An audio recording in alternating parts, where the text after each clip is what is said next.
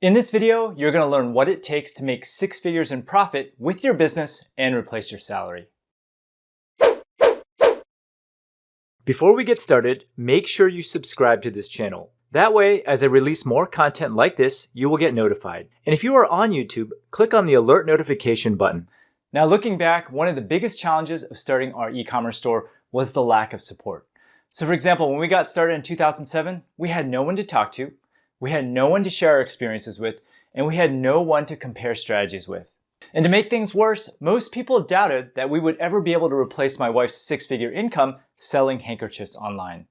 Now, if most of your friends work full-time day jobs, then most of them will be skeptical of your chances for success. And there will always be a small part of their mind that secretly hopes that you will fail. Now, your friends aren't bad people for thinking this way. It's just that human nature causes people to doubt any path that they have not chosen for themselves. Even though I run 2 7-figure businesses, I still consistently get 3 to 5 emails per week from people who simply do not believe that money can be made in e-commerce, let alone 6 figures in profit in a single year. So for example, here's an email that I received just the other day. Steve, your figures do not add up. There is no way that your wife made $100,000 in profit in her first year doing most of the packing by herself. So first of all, making 6 figures within a year is not uncommon. In fact, it's not even that impressive anymore, and I have over 100 podcast guests that have well exceeded this number. Ryan Moran made 7 figures in revenue with a profit margin of about 30% in his first year. Nemo Chu did something similar. And one of the students in my class, Tony Anderson, made $190K in her first 7 months selling jewelry online. Now, making 6 figures per year with an e-commerce store may sound insurmountable at first, but let's break down this number and take a look at it from a different perspective. A typical online store that sells other people's products makes roughly a 50% margin. So in order to make 100K, you have to generate 200K in revenue. Now, a typical Amazon seller makes a 33% margin after all the Amazon fees and product costs. So in order to make 100K in profit on Amazon, you need to generate 300K in revenue. But for our online store back in 2007, we imported all of our stuff from Asia and our margins were anywhere from 75 to 95%. So for us to make 100K in profit, we needed to generate between 105,000 and 133,000. But for the sake of simplicity, let's just assume 125K in revenue was required for us to make 100K in profit. Now note, back in the day, we ran everything from our garage and pretty much had zero overhead. We charged really high shipping rates as well, so we actually made money on shipping. Now if you do the math, 125K divided by 365 days per year equals $342 per day. Now our average order size was around $50, so that meant we only needed 7 orders per day to make $125,000 for the year. Just 7 orders per day. It doesn't sound like a whole lot when you think about it that way, does it? Now according to that reader's email above, it is physically impossible to pack 7 orders per day while working a full-time day job. But what do you think? Now, is it grueling work to have to pack orders for several hours after you're already tired from working a long day of work? Absolutely. But is it impossible? Hardly. So first off, my wife was not alone. We packed orders together and we were a team. I got off work at around 6 p.m., ate dinner, and then helped her pack until late at night. And here's another little known fact about our business. I was actually in charge of doing all the sewing and embroidery for the first year. Now, why was this my job? It's because even though sewing was one of my wife's favorite hobbies, she actually hated doing it for the money. So rather than give up a potential cash cow that generated 95% margins, I took the helm and operated the machines. Now, I would come home from my 50 to 55-hour work week designing microprocessors, and then I would sew for several hours until all of our personalized orders were fulfilled. But realistically speaking, packing and shipping 7 orders per day was not a big deal at all. And if you are determined, you can do it. Now here's the thing, back when my wife and I first started, there was no Amazon. There were very few, if any, 3PLs, and 3PL is a third-party logistics firm, which is basically a fulfillment house for your goods.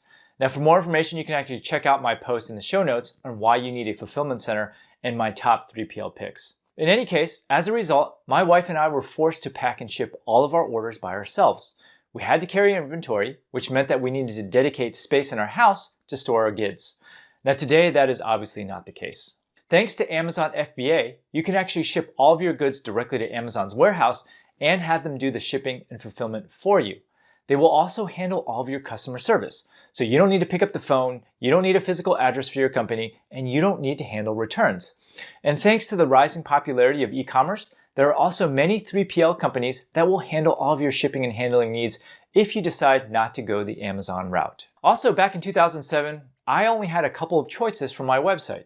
I could either download an open source shopping cart and run my own server, or I could develop my own homegrown solution. There weren't any good fully hosted shopping cart platforms at the time, and you actually had to invest a significant sum of money to get your website designed if you didn't have any design skills. But today you can sign up for a service like Shopify or BigCommerce and have a website up within a day.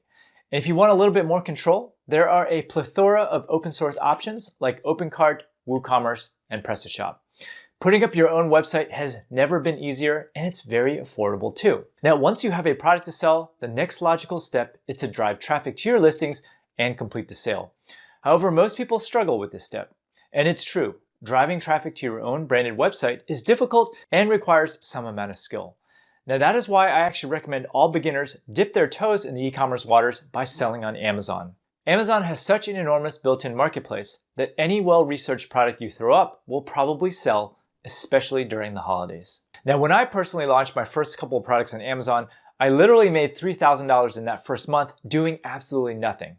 My products had 0 reviews, I didn't do any giveaways, the products just sold organically all by themselves, and our sales have continued to increase month after month to the point now where Amazon is actually generating meaningful revenue.